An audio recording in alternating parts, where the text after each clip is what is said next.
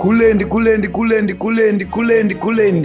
yamakaterera kudaiso panguva dzino ndiwo channel yenyu inonzi Kulian TV patinokupai ma-updates now nezvinhu zvakasiyana-siyana zvinenge zvichiitika munyika yekwedu. Iko zvinezvi tikutambira nyaya iri kupisa iri kunetsa mumastreets pari kutaurwa kuti zvoni nava-Dr. Rugare Gumbo hanzi the worst mistake Chiwenga made was making public remarks promising to punish ED after ascending to power.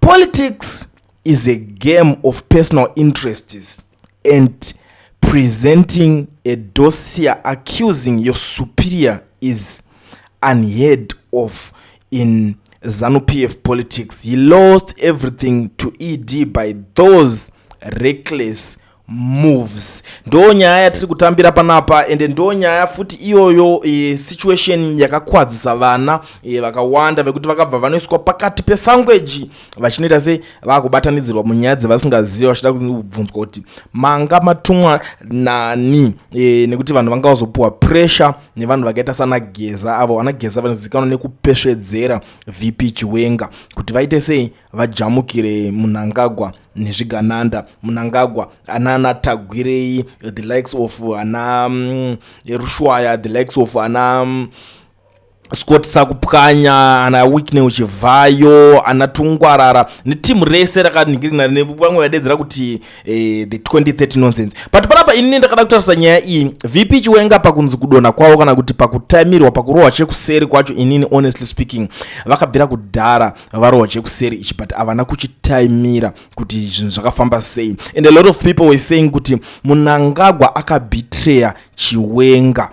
Ndakada kuzvitarisa ndakatoti is it a betrayal or it's a miscalculation? Zvakanyatsofamba sei kuti zvinhu zvisvike pazvave iko zvinezvi pekuti pakuchitotaurwa kunzi zvoni ini ndakuda kutosvika mu2030 ndichitonga, because mapowers ese akuna Mnangagwa. Because Mnangagwa akanyatsotora time yake achiita ma-strategic appointments ake paaisa vanhu mugovernment vanofevhera kuside kwake, iye achiisa hama neshamwari ma-positions ekuti hapana munhu ari padhuze naChiwenga aikwanisa kuenda ma-positions iwayo. Kubva kuarmy anasanyatwe vanotozivikanwa kuti vaitotamba naChiwenga ende itimhure kwaChiwenga zvekudaro, but vakabva vatoiswa kusports kusina chekuita nemapowers, kusina chekuita nemasimba, ende vese vakashaya pekubata kana kuti kushaya chekutarisa kuti saka tichaita sei panapa. So regedza tinyatsopinda ndida kukuonesai something chetoda kuti tinyatsonzwisisa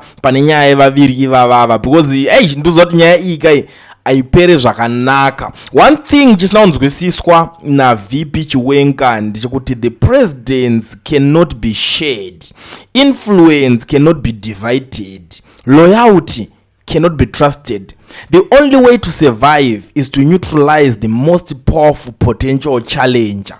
And Chiwenga, by virtue of his role in 2017, was precisely the challenger. From Mnangagwa's perspective, the political compacts of 2017 were temporary tools. Once he had secured electoral legitimacy in 2018, he no longer needed the military in the same way. He needed loyalty that flowed from him, not loyalty that flowed from pre-existing institutional structures. From Chiwenga's perspective, the situation appeared very different. He believed the military had preserved the liberation legacy and delivered the party from internal chaos. He expected a structural accommodation, a form of shared guardianship.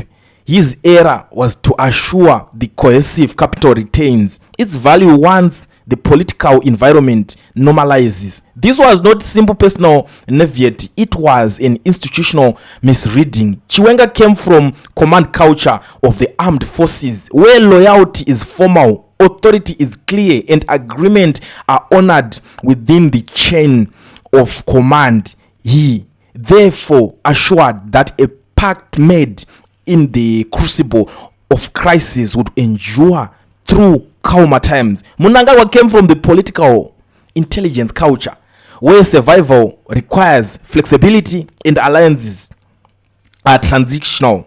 he never intended to share power in a long-term arrangement. The idea of rolling hand over was useful in 2017, but convenient by 2019. The logic of political survival demanded that it be discarded. Too instinct, the contrasting personalities of the Mnangagwa and Chiwenga shaped the unfolding drama as much as the political conditions. Mnangagwa is methodical, cautious, and deeply strategic. His psychological orientation is one of survival shaped by decades under Mnangagwa's often unpredictable leadership. He has been marginalized, threatened, by nearly eliminated politically.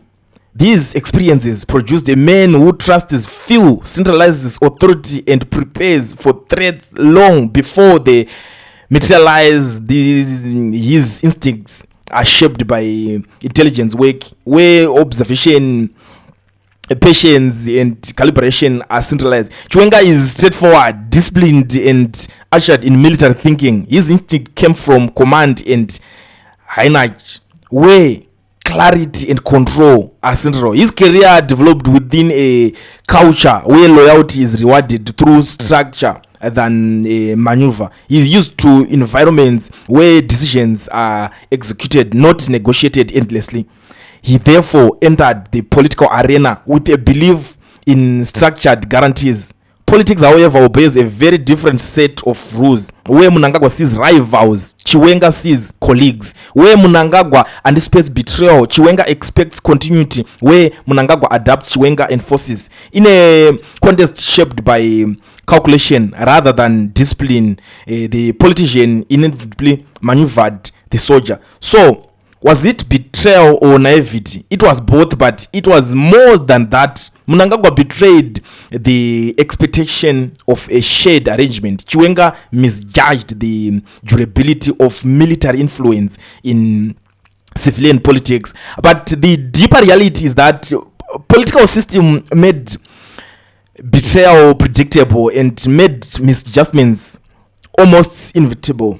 Zimbabwe's political architecture does not tolerate shared authority. It rewards preemptive action, centralized control, and the neutralization of all potential challengers. The Mnangagwa Chiwenga rupture was not an unfortunate accident. It was a logical destination of a system built to prevent any diffusion of power. So patiri kutaura zvinhu zvese ndo patiri kuona kuti aiwa imi mukuziva kuti munhu uyu wamuri kudhila naye munhu akaita sei, munhu uyu akabva nemaoko ana mugabe angatori nesystem yekuti alright vangani vakafa munzira it's like even mastrategies avo zvana Chiwenga ndezvekungomirira kungodzwa kuti saka iko zvine zvitakudai so command iri kudai tozodai zvinhu zvekupuwa maorders. In politics they don't trust orders, kungoita zvinhu. And the biggest mistake yakaitika ndeyekuti vakanopinzwa mudhiri muzvinhu zvakarongwa kunzi iwo chuya tigadzirise chaos iripo because kwaita fightika kusaka army ngaichuya intervene ipindire muchinhu. Army pakuda kunzi iwe intervene ichipindira muchinhu manje ipapo kapaka ndovakansika iwo tovatapinda wakuinvite kwa muground remunhu like kuya pahome ground munhu anotoziva kuti ndakachera ndakaseta makomba apa naapo nodonhera mukati. And that is the reason makaona vanhu vakaita sana mabel chinomona vaivai vakuzobuda vachitaura kuti zvoni uri kuona kuti kunoku isusu women's league ka tiri shasha hatitambwe nesu zvekudaro mukaita zvekutamba nesu tinokuuyisa tinokudonhedza tinokubuditsa mugame undorohwa chimatsenganzungu nevakadzi chaivo unorohwa skillful kune youth league kune zvakawanda of which iwewo manje unenge wabva kuarmy hauna that nigirikini hauna mastructures haunyasoziva kuti saka apa ndikadai because iwo nguva even yekuita zvinhu zvacho haumbozvimiriri watonopiwa position vice president utopiwa futi maorders on top of that. Saka kuti uzobuda uchinzi wauda unokurira kunosumuka kudarika munhu panonetsa because akabva ari kumashure ari pachinhu kubva kare akaita minister of justice, minister of chichi, minister of state security, zvakawanda zvakaita zvimapositions zvokuti iwopo uchada uninginaka antoziva kuti simba reminister of state security iri kai rakasimbira pakati nekuminister of justice zvakasimbira pakati. That's why makaona kuti it was very easy for them to execute a coup against Mugabe because chinje kungotika nchaonze okay it's high time kuti toda kuti tinodai otherwise army yagonotoremerwa pachidhiri cheche because vanotoziva kuti uyu ari wiki because ari kutemba neava saka chitanga kubata uyu it's now different. And even amire yakadaoningina ndosaka pamunozoona kuti pamwe pacho munonzi chero ami kanzi ine backup yemanhingirikini ese tarisai zvakaitika musununu kuBenin yakafela ami wakomana bva watobatwa kuti 14 vasungwa vese because they thought kuti saka tichazoita sei kuti tizononhingirana vanhu but munhu angagwa nekutaimira chidhiri manje kati no, this time around what I have to do, I have to go kunze kundonotaura nana Tsvangirai futi, let's negotiate kumana vanhu venyu, let your supporters come in numbers, vaita sei vasupport chinhu ichi, Mugabe must go, vanhu vawapinda mastreet vawazadzwa mastreets, Mugabe must go, Mugabe must chichi.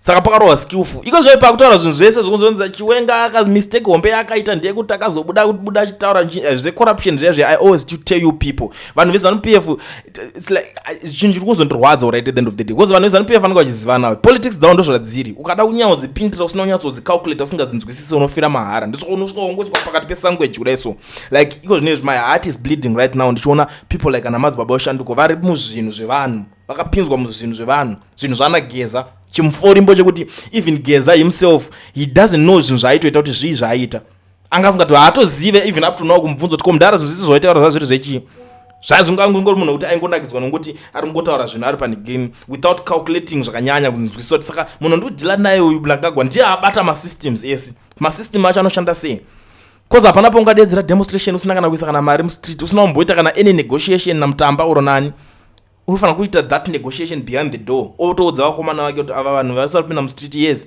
tichabudisa police but police hakuna munhu ari kurohwa kunzoko, but papasina zvese izvozvo vanhu vaitowedzera kusungwa. First demonstration vanhu vachisungwa, second one yakafela cause vanhu vakatoona kuti the first one previous yanga yafela, pakanzi vanhu garai mudzimba, vanhu vanotombowedzera kugara mumba. If you still remember that 3 days that vanhu ngatimbogara mumba timboona kuti zvinonhingirina sei, inga ingo vice versa cause vanhu vakatozochinzwisisa chinhu ichi kuti saka apa parodonzi paitwe chinhu ichi. That's why vari kupeshedzera kuti iwo Chiwenga chitaura so iye Chiwenga knows, akatotipira vakatozomutipira kuti uri kuona munhu uri kudhila naye atoma wana, tarisa magenerals mamwe ako ari kupi, including iye wacho akanopondera kuChina. Politics is a dead game, I tell you guys, but ndichazonyatsodzoka hangu ndakunyatsozitaura neminyaya iyi tichinyatsoonesana because pane mamwe maissues anoda kuti tinyatsogara pasi kunyatsochera gomba kuchera deep tichionesana kuti no apa uyu akabhaiza pakadai tisati aswera kutazi kutiswa zvinhu zvavanhu like up to now ndiri kuona vamwe vanhu vachiri kutotsamwa chinhu ichi takasochipredicta kudhara tikati kwakuenda zvinhu zvanhu vakawanda vachapinzwa muZANU-PF, muzvinhu zveZANU-PF neZANU-PF yacho vasingazvizivi, vanhu vakati kana hazvimboite. Ndakaona vanhu vaizvoso vakuti vakanzwa kana kuti Geza achicriticizewa vanotanga kupinda nemaemotions, kupinda nemwoyo. Why are you criticizing Geza? Geza was fighting for VP Chiwenga neteam rao kuti vawanewo ma-opportunities are better in ZANU-PF. That was his problem. Even if you check ma-records ese kubva kumashure, Geza anombobvira akati haachadi zveZANU-PF. Akatonzi tamudzinga muZANU-PF yapa akaramba akati handidzingwe muZANU-PF nemi ndini katokudzingai muZANU-PF. And unoona munhu aitoswera achita kuti guys it's easy, I know, to follow what you don't understand. Zvinoitika vanhu ndozvavanoda, people they want to follow something that they don't understand. Ndozvazviri ndosaka muchiona kuti people like ana Nelson Chamisa vakazongoonera dhiri nguva dzakapera vakati now takushandisa inonzi strategy ambiguity. That strategy ambiguity yokuti people they don't understand kuti ari kuita nezvei. Does he have a plan or an plan? But maybe you just follow because I'm supposed to understand what chiri kuitika. Even ZANU-PF was even confused. Ari kuita nezvei confuse. Akatoonerawo dhiri iroro kuti no, chinoitika nje kuti vanhu vanoda kufollowa zvinhu zvavasinga understand. Ndo pane tricky yese. But haidzi dzapolitics dzekuti kana chero kana uri munhu kumasero unotomboya kugara pasi toonesana toratidzana, even kana machairman machinji enyu ese vanotomboya ma-MP enyu vachinzwa politics panapa. Taakuda kutaura zvenyaya zvepolitics chaizvo anoda kunyo diga deep because munozonditi wakangwarisa wakunyanya kuanalyze zvekuda kuningirikina. But muri yeZimbabwe we are now in December. Ndisati ndarowa pasi zvangu kuna vanhu vakawanda vari kubvunza zvinhu zvakasiyana-siyana. Cool, and where is your phone number? We just want to contribute something politics dziri kuitika gore ringapera tisina kumbobudikirawo pachannel. It's been a while ndikuzviziva kuti vanhu vane nguva vasingauye pachannel panapa. Vanhu vese vada kuuya pachannel vachitaura neni nyaya dzese dziri kuitika. You want to discuss politics zvichichi kana une maunderstanding unoita politics are different. Uya come. This is my phone number. Toita ma WhatsApp calls. Toita pachivhidivhidhi tichidiscussa politics. anytime guys. So mofana ngoita kungondiudzoka mongondibhuka Coolend, we have to do this because most of the times ndinogara ndiri busy, but andisikuitira kuti ndiri busy kwauri kwandiri time yakakosha. You just let me know Coolend tozvita nguwai totaurirana, let's do it now. Kana nditori free panguwa yacho totonigirikina toonesana politics. Atichada vanhu vane my emotions. Ndo kana ndichiona vanhu vakawanda munocomplaina zvakanyanya in the comment section. Ningi zvazodai so. No, come on. Hazvina zvinotisvitsa mangwana at the end of the day. Uyai paground. This is my number. Totaura, todiscussa, tichibvunzana ma-questions. Hanzi simbi dzinoshapenana. Ndokuti zvinhu zviende kumberi. Nharo dzaunadzo ndo dzine umwe munhuwo. Ndingirikini yaonayo, your perspective, your own point of view. Tichionesana kuti but tiri kuona kuti apa pakadai tichinyatsoratidzana kuti but tiri kuona kuti izvi pari kubhaizika pakadai so. Vanhu veZimbabwe vese vanokwanisa kuwana kuti ase kubatsirikana. Saka idzo number za Coolend idzo tinoonesana, and that's the same number futi kuna vanhu vemabusiness anenge achida kuadvertiserwa vava munongodibata futi papo pa number dze Coolend.